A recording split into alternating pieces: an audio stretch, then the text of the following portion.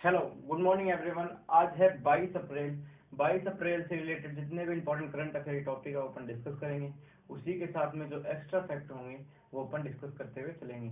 तो स्टार्ट करते हैं, 22 अप्रैल से स्टार्ट अपन करते हैं। तो वर्ल्ड हाल ही में world creative and innovative day बनाया गया है। कौन सा day? World creative and innovative day.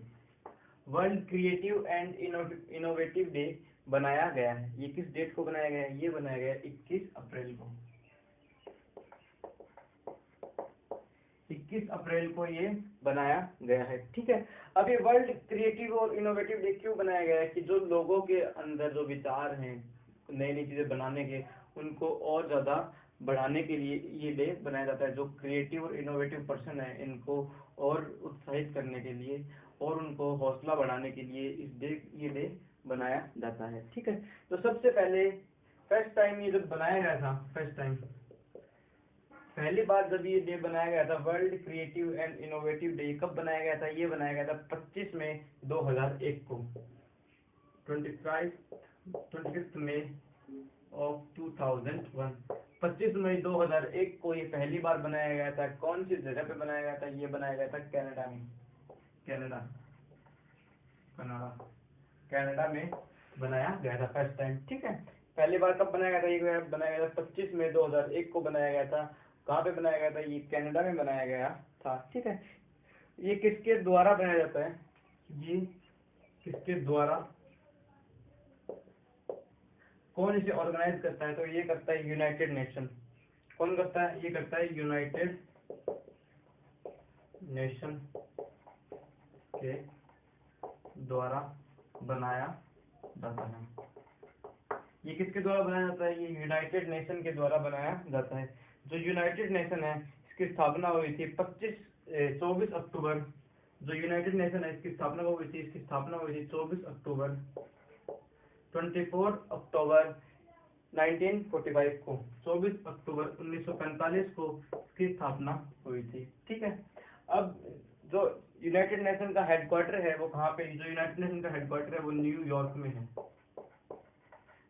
Headquarter, ठीक है। जो इसका हेडक्वार्टर है यूनाइटेड नेशन का वो कहाँ पे है? वो हेडक्वार्टर है वो न्यूयॉर्क में है। और इसके जो हेड है वो कौन है? वो है एंटोनियो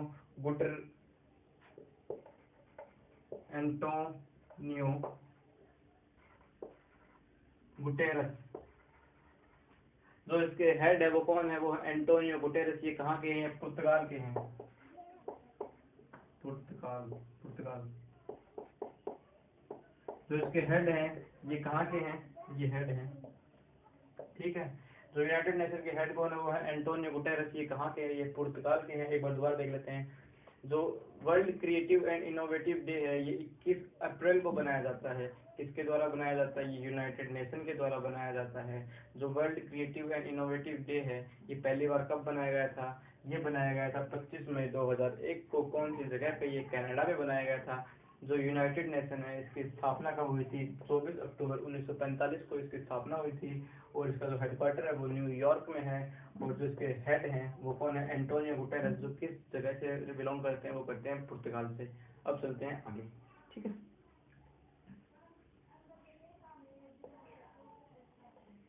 ये पहला कंप्लीट हो गया। अब सेकंड पे चलते हैं।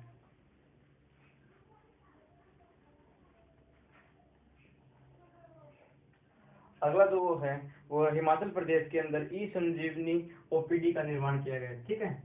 जो कहाँ पे निर्माण किया गया है? ये किया गया है हिमाचल प्रदेश में।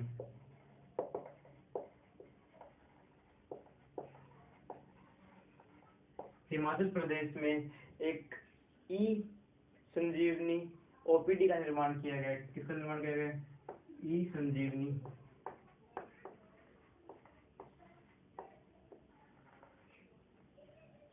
ओपीडी। ई संजीवनी ओपीडी का निर्माण किया या फिर ई संजीवनी ओपीडी का निर्माण किया गया या फिर शुभंकर किया गया, स्टार्ट किया गया है। कहाँ पे स्टार्ट किया गया है? ये किया गया है हिमाचल प्रदेश में। कहाँ पे स्टार्ट किया गया है? हिमाचल प्रदेश में। अब ई संजीवनी ओपीडी में होगा क्या? इसमें होगा यह है जो कोविड जो भी व्यक्ति किसी बीमारी से पीड़ित है तो वो यहाँ पे कॉल करके उसके बारे में, डिजीज के बारे में कि उसको क्या सिम्टम है उनके बारे में बता सकता है, और यहाँ से फ्री ऑफ कॉस्ट इन्फॉर्मेशन ले सकता है, बिना किसी पैसे दिए यहाँ से इन्फॉर्मेशन ले सकता है कि वो किस चीज़ से बीमार है। ठीक है, और यहाँ पे घर बैठे भी आप इसका लाभ उठा सकते हैं, हॉस्पिटल जाने की ज़रूरत नहीं है, हॉस्पिटल जाकर के आप चेकअप करवा सकते हैं सिम्टम के साथ। ठीक है, ये क्या है, बिल्कुल फ्री ऑफ कॉस्ट है, फ्री ऑफ कॉस्ट, आपका हॉस्पिटल में 1 रुपये भी नहीं लगेगा चेकअप का। ठीक है, ये फ्री ऑफ कॉस्ट है, किसके द्वारा स्टार्ट किया गया, ये हिमाचल प्रदेश के द्वारा स्टार्ट किया गया है। ठीक है, अब जान लेते हैं, हिमाचल प्रदेश ने कुछ समय पहले एक कैंपिंग स्टार्ट की थी, क्या नाम था उसका, एक्टिव केस, एक कैंपिंग स्टार्ट की थी कुछ समय पहले, एक कैंपिंग स्टार्ट की थी, उसका नाम क्या था, active case finding camping, active case finding camping, active case finding camping. ये कोविड-19 के जो सिम्टम वगैरह थे वो लोगों में चेकअप करने के लिए एक्टिव केस फाइंडिंग कैंपिंग की स्थापना की गई थी, किसके द्वारा, ये की थी हिमाचल प्रदेश के द्वारा। ठीक है, अब जो हिमाचल प्रदेश के सीएम है वो कौन है, वो है जयराम ठाकुर। जो हिमाचल प्रदेश के सीएम है, चीफ मिनिस्टर जो है वो कौन है, जयराम ठाकुर।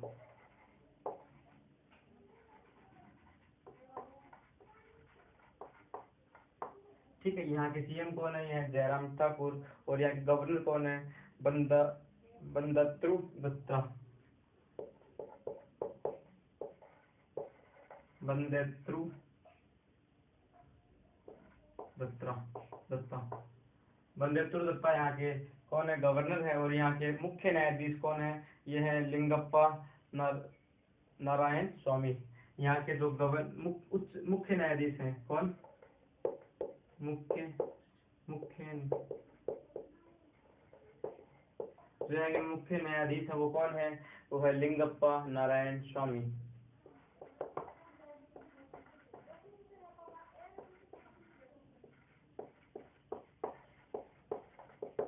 लिंगप्पा नारायण स्वामी यहाँ के मुख्य न्यायाधीश हैं।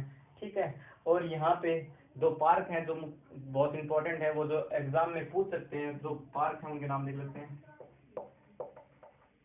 एक जो है वो है पिन वैली नेशनल पार्क,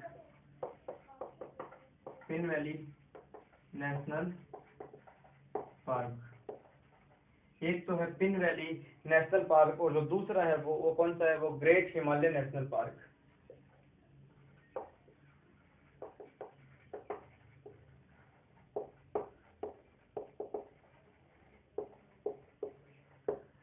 यहाँ पे दो पार्क पाए जाते हैं जो एग्जाम के पॉइंट ऑफ व्यू से इंपॉर्टेंट है, कौन सा, एक तो है पिन वैली नेशनल पार्क, और जो दूसरा है वो क्या है, ग्रेट हिमालय नेशनल पार्क। ये दोनों कहाँ पे हैं, ये दोनों हिमाचल प्रदेश के अंदर हैं। ठीक है, एक बार एक पूरा देख लेते हैं। एक बार हिमाचल प्रदेश के द्वारा एक फ्री कॉस्ट की स्टार्ट की गई है मुहिम, स्टार्ट की गई है, वो क्या है, ई संजीवनी ओपीडी की स्टार्ट की गई है। इसमें फ्री ऑफ कॉस्ट आपको मेडिकल की इंफॉर्मेशन मिलेगी कि आपको किस चीज़ की बीमारी है, क्या टाइप से है, और आपको घर बैठे इसका आप लाभ उठा सकते हैं। ठीक है, जो इन्होंने कुछ समय पहले कैंपिंग स्टार्ट की थी उसका नाम क्या था, एक्टिव केस फाइंडिंग कैंपिंग। ये कोविड-19 के सिम्टम्स जिन जिनमें पाए जाते हैं उनको ढूंढने के लिए ये मुहिम स्टार्ट की गई थी हिमाचल प्रदेश के द्वारा। जो हिमाचल प्रदेश है इसके जो सीएम है वो कौन है, जयराम ठाकुर है। यहाँ के जो गवर्नर है वो कौन है, वो है बंदत्रु दत्ते यहाँ के गवर्नर हैं, और यहाँ के मुख्य न्यायाधीश कौन है, वो है लिंगप्पा नारायण स्वामी, यहाँ के मुख्य न्यायाधीश है। और यहाँ पे दो पार्क हैं जो इम्पोर्टेंट हैं एग्जाम के पॉइंट ऑफ व्यू से, वो कौन सा है, पिन वैली नेशनल पार्क, और जो दूसरा है वो कौन सा है, वो ग्रेट हिमालय नेशनल पार्क। अब आगे चलते हैं।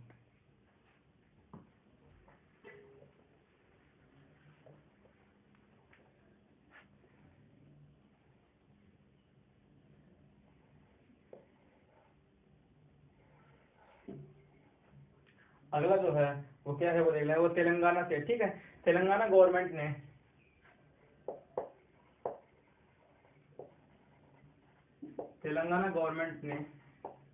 ठीक है, तेलंगाना गवर्नमेंट ने लॉकडाउन को 3 मई से बढ़ाकर 7 मई तक कर दिया है। ठीक है,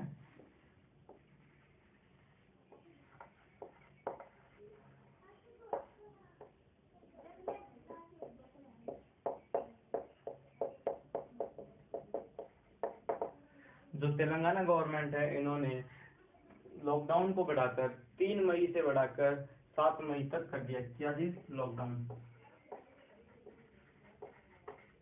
लॉकडाउन को बढ़ाकर 3 मई से 7 मई तक कर दिया गया। जो पहले 3 मई पे खत्म होने वाला था, अब वो लॉकडाउन 7 मई को खत्म होगा, क्योंकि यहाँ पे कोविड-19 के जो पेशेंट्स हैं वो बहुत ज़्यादा पाए जा रहे हैं। ठीक है, यहाँ पे हालत खराब है, इसीलिए तेलंगाना गवर्नमेंट ने इसे बढ़ा दिया गया है। ठीक है, तो आगे चलते हैं। अब जान लेते हैं तेलंगाना के बारे में। तेलंगाना की जो राजधानी है, अब तेलंगाना की बात करें तो तेलंगाना की जो राजधानी है वो है हैदराबाद। तेलंगाना की जो राजधानी है वो हैदराबाद है। और एग्जाम में बहुत बार पूछ लेते हैं कि ये किस नदी के किनारे बसा हुआ है हैदराबाद। तो ये कौन सी नदी के किनारे बसा हुआ है? ये बसा हुआ है मूसी नदी के किनारे बसा हुआ है। ठीक है, एग्जाम में पूछ लेते हैं कि जो हैदराबाद है वो किस नदी के किनारे बसा हुआ है? वो बसा हुआ है मूसी नदी के किनारे। ठीक है, कौन सी नदी के किनारे? मूसी नदी के किनारे हैदराबाद बसा हुआ है।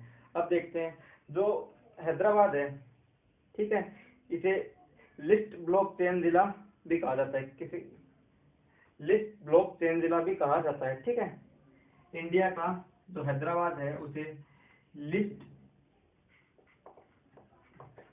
ब्लॉक चेन जिला कहा जाता है। ठीक है, इसे किस नाम से? इसे लिस्ट ब्लॉक चेन जिला के नाम से भी जाना जाता है। लिस्ट ब्लॉक चेन, क्योंकि यहाँ पे ट्रैफिक बहुत ज्यादा रहता है, लंबी लंबी लाइन तक ट्रैफिक रहता है, बहुत दूर दूर तक, इसीलिए इसे लिस्ट ब्लॉक चेन जिला भी कहा जाता है। ठीक है, अब जानते हैं यहाँ पे दुनिया का सबसे बड़ा मेडिटेशन सेंटर बनाया गया है। दुनिया का सबसे बड़ा मेडिटेशन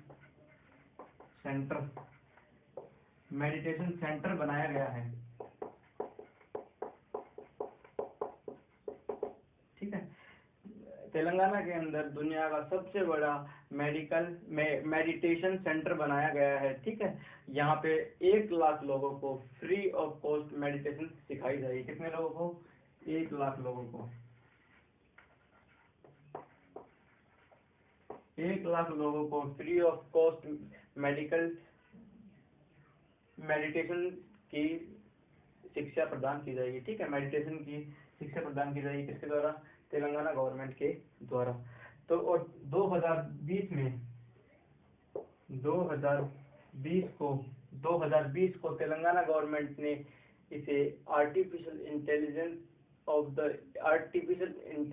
ईयर घोषित किया था। 2020 को तेलंगाना गवर्नमेंट ने इसे आर्टिफिशियल इंटेलिजेंस ईयर घोषित किया था। ठीक है, तेलंगाना गवर्नमेंट ने 2020 को आर्टिफिशियल इंटेलिजेंस घोषित किया था। ठीक है, आर्टिफिशियल इंटेलिजेंस घोषित किया था किस गवर्नमेंट के द्वारा? ये किया गया था तेलंगाना गवर्नमेंट के द्वारा। ठीक है, और यहाँ पे जो लोकसभा सीटें हैं वो कितनी है? यहाँ की जो लोकसभा सीटें हैं वो 17 है, और राज्यसभा सीटें हैं 17, और जो लोकसभा, ठीक है, और जो राज्यसभा सीटें यहाँ पे तेलंगाना में कितनी है? वो है 7। राज्यसभा सीटें कितनी है? ये है 7। ठीक है, ये अब एक बार दोबारा देख लेते हैं। तेलंगाना गवर्नमेंट ने लॉकडाउन को बढ़ाकर 3 मई से बढ़ाकर 7 मई तक कर दिया गया है। किस गवर्नमेंट के द्वारा? ये है तेलंगाना गवर्नमेंट के द्वारा। जो तेलंगाना गवर्नमेंट है उसकी जो राजधानी है, तेलंगाना जो है उसकी राजधानी क्या है? हैदराबाद है। जो किस नदी के किनारे बसा हुआ है? वो बसा हुआ है मूसी नदी के किनारे।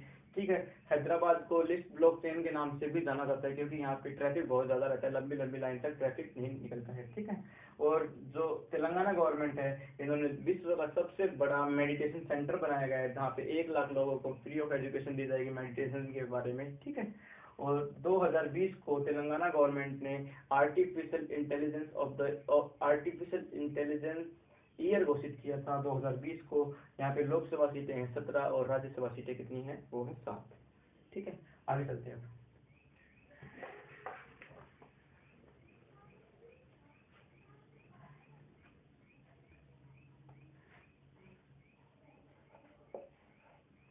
अगला जो है अपना, वो राजनाथ कोविंद जी हैं। राजनाथ कोविंद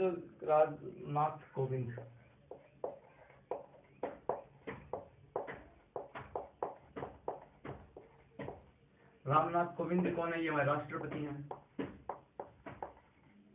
रामनाथ कोविंद जी कौन है? ये हमारे राष्ट्रपति हैं। ठीक है। इनके नए सचिव के रूप में किसने इनका नए सचिव के रूप में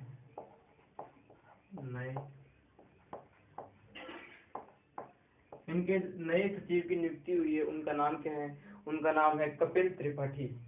इनके नए सचिव नियुक्त हुए हैं, उनके नाम क्या है? उनका नाम है नाम क्या था? त्रिपाठी कुछ था ना, कपिल त्रिपाठी। इनका जो नाम है वो क्या है? कपिल त्रिपाठी।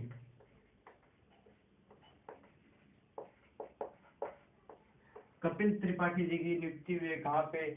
मुख्य नए सचिव के पद के लिए इनकी नियुक्ति हुई है। ठीक है।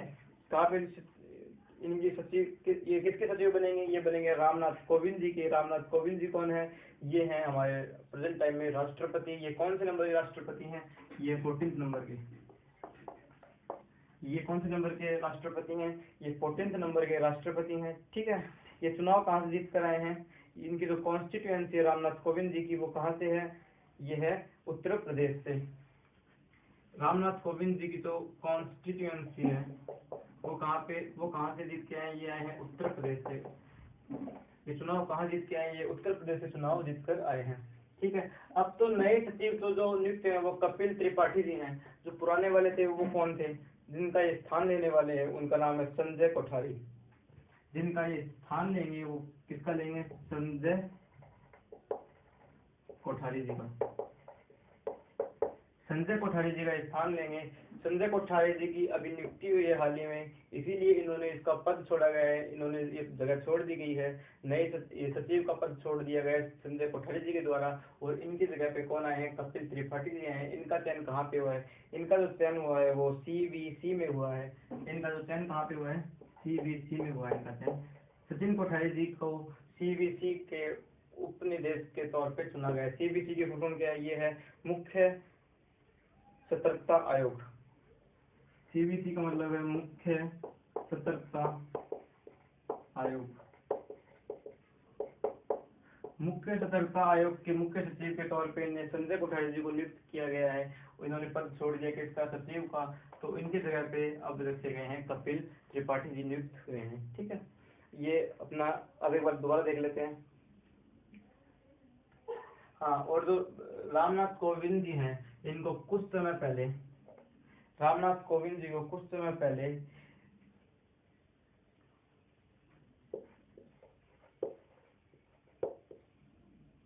Croatia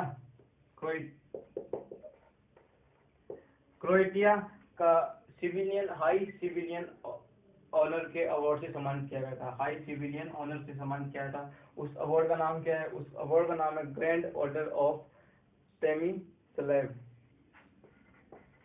grand Order of Stanislav. इस अवार्ड से सम्मानित किया गया है किसको? ये रामनाथ कोविंद जी को। ये कहाँ का अवार्ड है? ये है क्रोएशिया का ये हाई सिविलियन ऑनर अवार्ड है, जो क्या नाम है उसका? Grand Order of Stanislav. ठीक है। इतने दिया गया है, रामनाथ कोविंद जी को दिया गया है। एक बार देख लेते हैं। रामनाथ कोविंद जी कौन है? हमारे राष्ट्रपति हैं। ठीक है। इनके नए सचिव की नियुक्ति हुई है। इनके जो नए सचिव हैं उनकी नियुक्ति, उनका नाम क्या है? कपिल त्रिपाठी है। ये किनका स्थान लेंगे? ये लेंगे संजय कोठारी का। तो संजय कोठारी जी हैं, ये CBC के लिए नियुक्त हो चुके हैं अभी। वो कौन है? CBC, ये मुख्य सतर्कता आयोग के पद पे इनकी नियुक्ति हो चुकी है। ठीक है। अब तो रामनाथ कोविंद जी हैं, ये कहाँ से चुनाव लड़ के आए? ये हैं उत्तर प्रदेश से चुनाव जीत कर आए हैं। जो रामनाथ कोविंद जी है, इनको कुछ समय पहले क्रोएशिया का हाई सिविलियन ऑनर, यानी कि सबसे ऊंचा अवार्ड है, उससे सम्मानित किया गया है। उस अवार्ड का नाम है ग्रैंड ऑर्डर ऑफ स्टेनिस्लैव अवार्ड से सम्मानित किया गया है रामनाथ कोविंद जी को। ठीक है। आगे देखते हैं।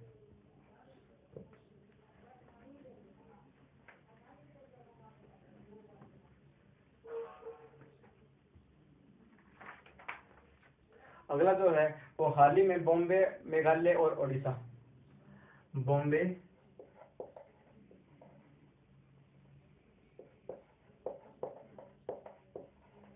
बॉम्बे, मेघालय और उड़ीसा। बॉम्बे, मेघालय और उड़ीसा, इन तीनों के न्यायालय के मुख्य न्यायाधीश की नियुक्ति हुई है। इन तीनों के न्यायालय के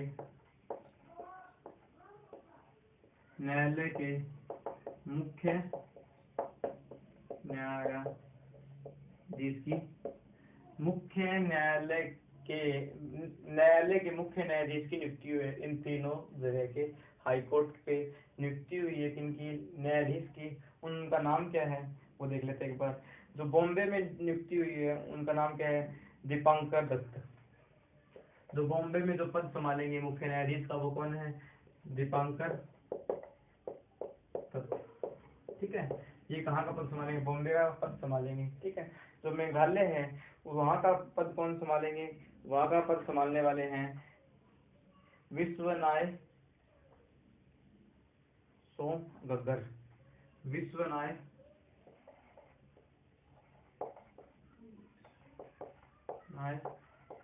सोमगग्गर। ठीक है, विश्व न्याय सोमगग्गर ये मेघालय हाई कोर्ट का पद संभालेंगे। और जो उड़ीसा है, उड़ीसा न्याय उड़ीसा हाई कोर्ट का पद कौन संभालने वाले हैं, ये संभालने वाले हैं मोहम्मद रफी। ठीक है, कौन संभालने वाले हैं, मोहम्मद रफीक उड़ीसा हाई कोर्ट का पद संभालने वाले हैं। जो मुख्य न्यायाधीश की जो नियुक्ति है वो किसके द्वारा की जाती है, वो की जाती है राष्ट्रपति के द्वारा। जो मुख्य न्यायाधीश की जो नियुक्ति है वो कौन करता है, वो करते हैं राष्ट्रपति। ठीक है, एक बार दोबारा देख लेते हैं। बॉम्बे, मेघालय और उड़ीसा, इन तीनों के न्यायालय के मुख्य न्यायाधीश की नियुक्ति हुई है, यानी कि हाई कोर्ट के जो जज है उनकी नियुक्ति हुई है। ठीक है, उनका जो बॉम्बे है वहाँ पे कौन जस्टिस बनेंगे भी कौन, वो है दीपांकर दत्त। और जो मेघालय वहाँ के बनेंगे विश्वनाय सोमगग्गर। ठीक है, और जो उड़ीसा हाई कोर्ट है वहाँ के कौन बनेंगे, वो बनेंगे मोहम्मद रफीक। ठीक है, और जो मुख्य न्यायाधीश की नियुक्ति किसके द्वारा की जाती है, ये की जाती है राष्ट्रपति के द्वारा। जो हमारे प्रेजेंट टाइम में राष्ट्रपति कौन है, ये हैं रामनाथ कोविंद जी, जिनकी कॉन्स्टिट्यूएंसी है उत्तर प्रदेश। ठीक है, ये आज की अपनी करंट अफेयर की समाप्त होती है। आप आई होप कि आप लोगों को वीडियो अच्छी लगी होगी। अगर अच्छी लगी हो तो वीडियो को लाइक करें, शेयर करें और चैनल को सब्सक्राइब